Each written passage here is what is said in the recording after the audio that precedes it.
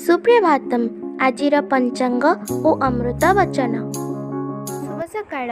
आज दिनर पंचांग। आज श्री श्वेतवराह कल्पर वैवस्वत मन्वंतर द्वितीय परार्ध दक्षिणायन वर्ष ऋतु श्रावण मास शुक्लपक्ष नवमी तिथि रविवार जुगाब्द 5127 विक्रम संबत 2082 अगस्ट मासर 3 तारिख। आज दिनटी समस्तंक पई मंगलमय हेउ ईश्वरंक निकटरे विनम्र प्रार्थना।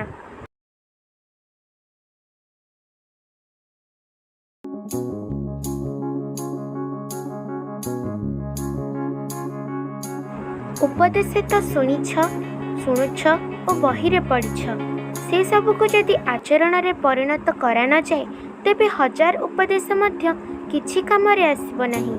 केही तुमको किछि करि देई परिब नाही। निजको सबु करिबाकु हेबो।